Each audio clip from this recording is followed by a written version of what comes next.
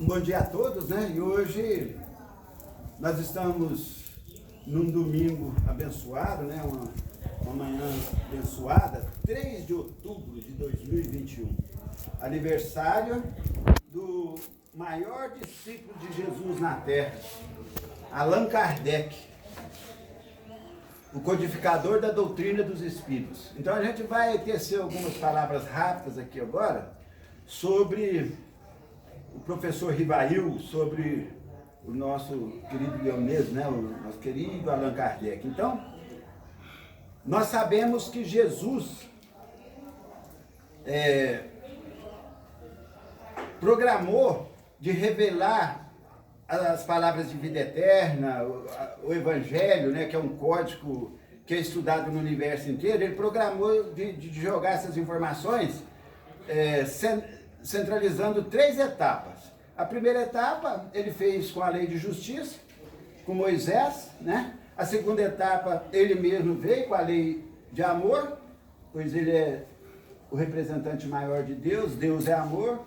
Ele, como médium de Deus, mediano amor, ele é o amor, ele trouxe-nos a segunda revelação, e ele prometeu a vinda do Paracleto, né? Quer dizer, alguém que ia orientar, ou consolador, alguém que ia instruir. E aí, para fazer esse trabalho, ele chama esse discípulo maior dele, que é Allan Kardec. E aí, quem é Allan Kardec? Allan Kardec foi uma criatura que nasceu dia 3 de outubro de 1804, na cidade de Lyon, na França, com o nome de Paul Denis Léon Rivail, professor do ensino francês, estudou na Universidade de Pestalozzi, em Windsor, né? Uma das maiores universidades da época. Ele, discípulo de Pestalozzi, com 14 anos ele já substituiu o mestre dele nas aulas. Ele estudou todas as ciências da época, todas. Então, Allan Kardec é um cientista por excelência. Dizem que ele estudou até medicina. Há controvérsias, há dificuldades, porque assim, os biógrafos dele, nem todos têm aquelas informações 100%, mas diz que até medicina ele estudou. Mas o que a gente sabe é que as outras áreas da ciência ele aprofundou. E com 22 anos, ele já tinha vários livros publicados para o governo francês, onde era estudado em toda a França. E na época que ele esteve encarnado aqui, nós sabemos que foi quando começou a questão das irmãs Fox nos Estados Unidos, onde começou as mesas girantes na Europa, né? E ele, como cientista, pé atrás. Todo cientista tem dificuldade com coisas desconhecidas, apesar de que eles estudam as coisas desconhecidas, mas sempre tem o eureka, né? Sempre tem um espírito, um benfeitor que joga na mente dele, aí ele passa a aceitar através de pesquisa, mas ele teve essa dificuldade que é natural do homem, que raciocina. Mas convidado por um amigo dele, de uma moralidade exemplar, ele foi a uma dessas reuniões. E como cientista, olha o que acontece, milhares e milhares de dezenas de pessoas haviam visto as mesas girantes, haviam visto as manifestações e achavam aquilo interessante. Era a mesma coisa de ir na pecuária aqui em Uberaba, sabe? A mesma coisa de ir num show de calor, era uma coisa de diversão. E ele, como cientista, a hora que ele olhou, ele ponderou. Um efeito inteligente há de se ter uma causa inteligente. Ele descobriu a existência do mundo dos espíritos na primeira observação dele. Olha o tamanho da razão, da fé raciocinada dessa criatura. Então, ele a partir daí se dedicou a analisar como cientista. Por isso a gente costuma dizer que é o maior cientista da Terra depois de Jesus. Porque ele descobriu o corpo espiritual, ele descobriu coisas que a nossa ciência até hoje ainda está engatinhando. Está engatinhando. Os cientistas combatem as coisas do espiritismo, aí quando eles vão avaliar bem as suas pesquisas, eles acabam por dar o braço a torcer. A ciência espírita está na frente da ciência humana há mais ou menos 100 anos, se não for mais. Então Kardec fez esse trabalho. Mas quando ele começou a fazer esse trabalho, o guia espiritual dele, Zéfiro, o aconselhou: olha, não utilize o nome de Porta de Elisa-Leão de Rivail na codificação. Por quê? Para não misturar o homem francês com o homem universal. Utilize o pseudônimo de uma existência que você teve na Gália como druida, o druida Allan Kardec, né? O druida Allan Kardec, o Santo Grau, como o pessoal fala aí, né? Então, o que acontece? Aí ele, quando começa a pegar as mensagens que vieram de todas as partes do planeta, e aí ele, com essa psicologia platônica, que é o conhecimento através da intuição, e a intuição é o conhecimento adquirido, e com a razão que ele tinha, ele conseguiu então codificar a doutrina, fazendo 1021 perguntas e respostas, jogando a lume no mundo, no dia 18 de abril de 1857, o Livro dos Espíritos. Aí depois ele completou as obras da Revista Espírita. Então, uma criatura que trabalhou ininterruptamente para a divulgação da doutrina, para trazer realmente o Paracleto para nós. Agora, cabe agora, como tem gente que fala assim, não importa as reencarnações das pessoas. E realmente existe até controvérsias, dá polêmica essa questão de reencarnações. De nossa parte, eu vou colocar aqui o conhecimento que eu adquiri dentro da cozinha de Chico Xavier. Porque o Chico Xavier me convidou, eu fiquei uns quase 3 anos almoçando todos os sábados com ele. Porque quando o Kardec viveu aqui na Terra, que é o mesmo Chico Xavier, aí já começa, né, gente? O Kardec, ele reunia os seus amigos na sua casa para uma refeição, para uma troca de assuntos. A mesma coisa que ele fez na França, ele fez como o Chico Xavier aqui. Pouca gente sabe disso, mas é fato. Pode pesquisar, pode ver os biógrafos dele que vai ver isso. Então, eu fui um dos convidados. E através desses convites, eu descobri coisas do movimento espírita, coisas do espiritismo, que algumas chegam a assustar. Tamanha o grau de imperfeição de nós espíritas, de nós humanidade terrestre, diante de um Kardec, de um Chico Xavier, de um Bezerra, e etc, etc. Mas então vamos lá. Então vamos falar o que a gente aprendeu sobre Allan Kardec. Nós aprendemos, então, que Allan Kardec foi Elias, Plasmen. Allan Kardec foi Platão. Por isso, ele codificou a doutrina com o sistema platônico de didática, que era o sistema que Pestalozzi utilizava. Allan Kardec foi João Batista. Foi João Batista. E isso eu estou dizendo que eu aprendi na casa de Chico Xavier. Existem autores aí que falam que Chico Xavier foi umas 20 e tantas pessoas. Agora, doutora Marlene Nobre, com seu irmão, fizeram um trabalho de pesquisa na década de 70, mais ou menos. Mostraram para o Chico autorizou, saiu em jornal espírita com autorização do Chico. Portanto, essas encarnações que eu estou falando do Chico, está lá dentro da casa, dentro da cozinha do Chico. Para ser mais sincero, está na cozinha, pregada na parede.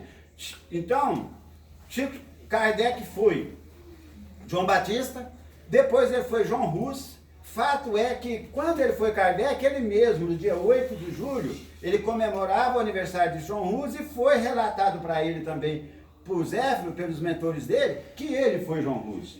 Depois ele veio com a missão de trazer a educação, porque conheça a verdade, ela te libertará. Ele veio juntamente com o Emmanuel como Padre Manuel da Nóbrega, e ele como Anchieta, trazer o Evangelho para o Brasil e o primeiro colégio da história do Brasil, primeiro colégio em São Paulo, porque cultura, gente, a gente não conhece ninguém mais culto do que Kardec, do que Chico Xavier, não. Não conhecemos. Não adianta, não tem. Cultura em todos os sentidos, filosofia, ciência e religião, não tem. Então, ele veio, né, como Anchieta, a ponto de que existe, alguém um dia perguntou sobre o colégio, né? O colégio que o Anchieta fundou, mas Emmanuel, o Chico Xavier deu para uma amiga da gente, as medidas das salas, as medidas das paredes do colégio. Como que esse homem ia saber disso, gente? Porque tem gente que duvida que ele foi Anchieta, né?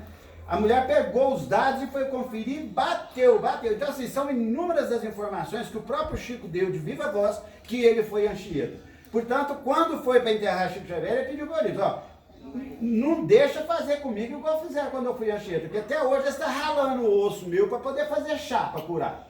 Né? Então, vai por aí. Mas o que importa, então, é assim, aí ele veio agora, o Allan Kardec veio como Chico Xavier, porque quando ele veio como Kardec, ele veio no meio da elite, dos intelectuais, porque ele teve que fazer um trabalho de intelectualidade.